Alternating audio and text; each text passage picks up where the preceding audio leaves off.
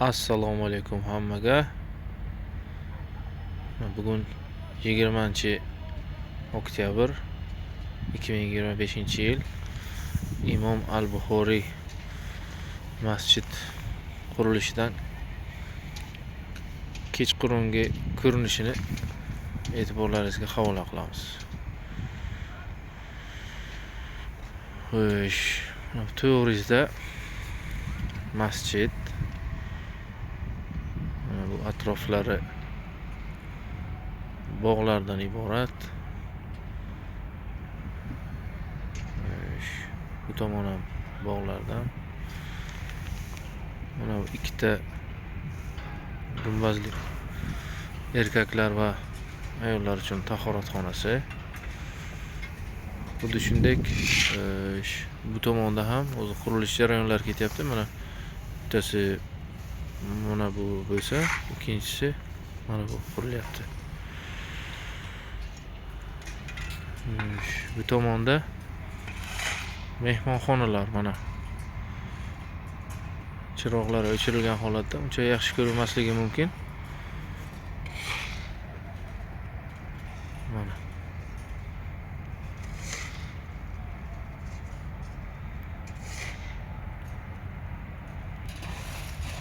Mana bu joyda aylanuvchilar uchun navislar qilingan. Mana bu qo'shni Afg'onistondan hadya qilingan tosh, ma'mur tosh, afg'on toshlari. Xuddi shuningdek mana bu yoqda bitta darvoza xuddi shu Afg'onistondan keltirilgan toshlardan qurilgan. Mana bular ham.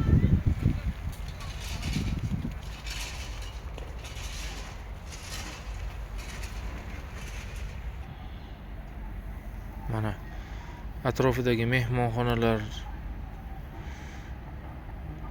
ikki tomonlama bog' ketgan. To'g'rida katta 5 etajlik mehmonxona. O'rtasida mana fontanlar, sveta muzikalar bilan. Hozir yoqilmaganligi uchun uncha yaxshi ko'rinmaydi. Hamma chiroqlar yoqilmagan.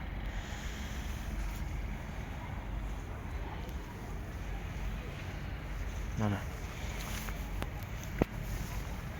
bu joyda ham katta fontan bor. Mana o'sha eng katta fontani mana. Masjid old tomon ko'rinishi. Mana minoralar. Bu bitta minora chiroqlari yonmaganiga tekshiruv jarayonlari ketyapti. Mana ko'rinishi, kechki ko'rinishi.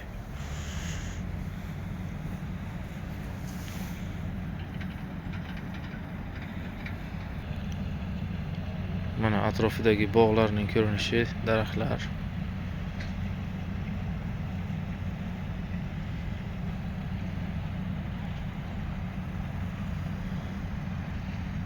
Mana bu kiraverishdagi ikkita tahoratxona. Biri ayollar uchun, biri erkaklar uchun maxsus tahoratxona. Hozir ichkari tomonlarini ham ko'rsatib o'tamiz. Mana tahoratxonaga kiraverishi.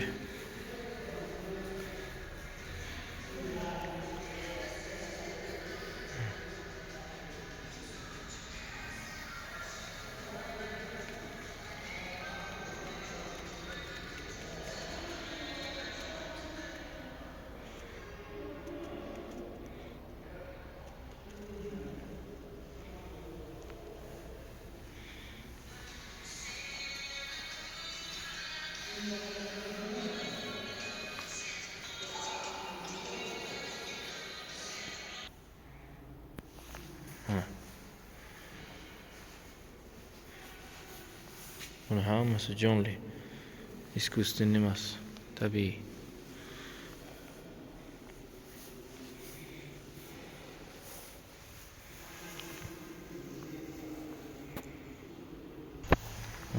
Tahorat oladigan joylari. Mana bu joylar, atrof ikki tomonlama.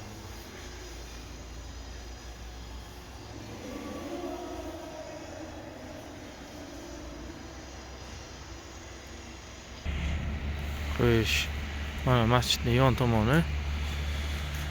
Hozir ichkari hovlisini va agar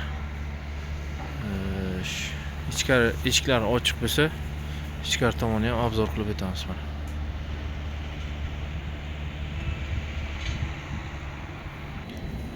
Mana ichkari hovli. Ikkita yon tomonda hayvonlardan iborat. Mana bu joyda qabr joylashgan, Al-Buxoriy qabrlari. Atrof.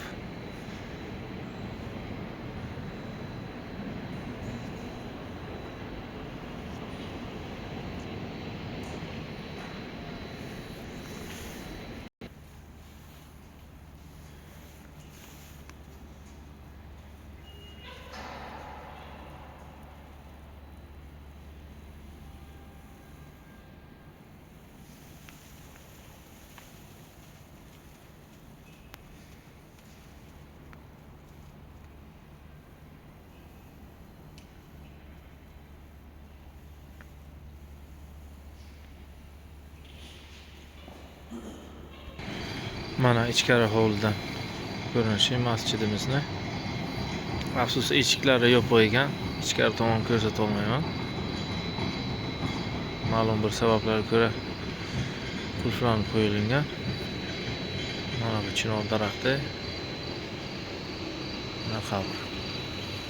O'zi podval qismidan eshik ochiq bo'lsa, xudo xolasa qabrni ham ko'rsatib o'tamiz. Va mana bu yerda atrof ayvon bilan o'ralgan. Mana bu hadislar ham bor mana. Hadislar keltirib o'tirilgan.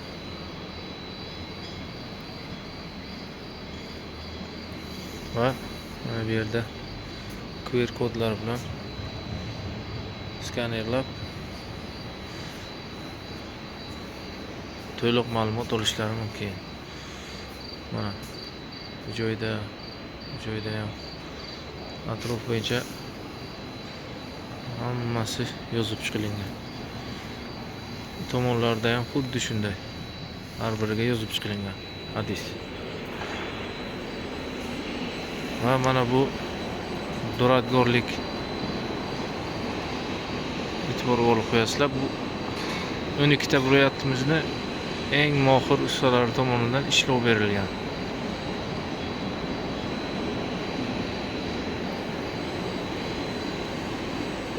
Mana bir-birini takrorlamaydigan naqshlar.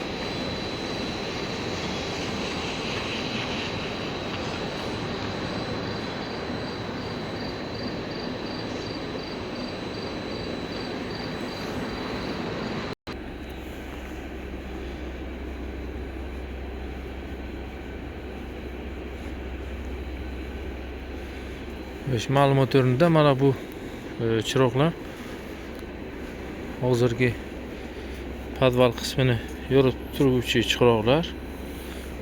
Kunduz kuni quyosh nuri bilan podval qismini chiroq bo'lmagan payt yoritib turadigan zamonaviy yoritgichlar.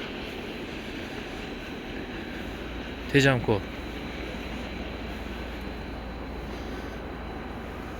Bu Al-Buxoriy qabr. Bu qabr pastda ham asl qabr joylashgan. Bu yuqorida ko'rinish jihatdan turishligi uchun qo'yilgan maqbara.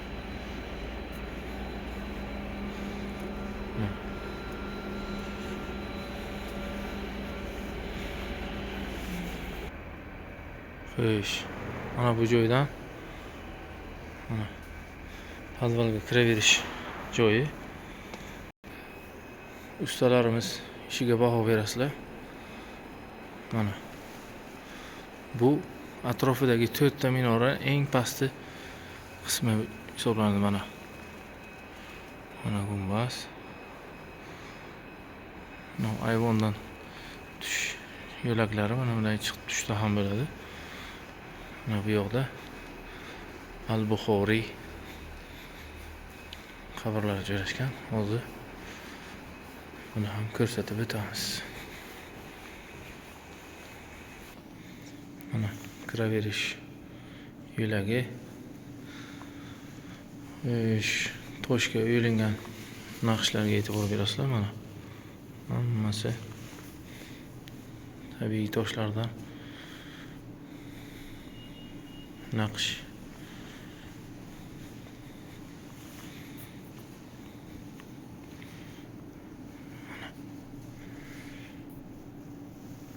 Bu o'sha sizlarga yuqorida ko'rsatib o'tgan mana chiroqlar.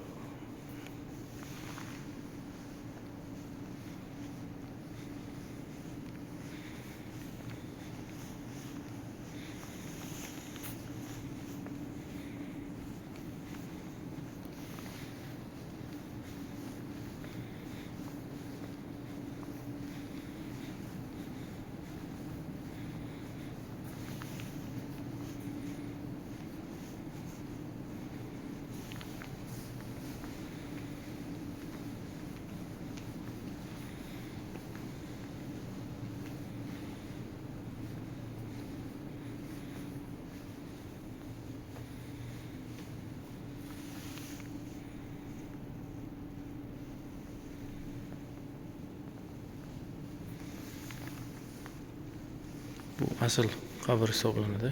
Mana.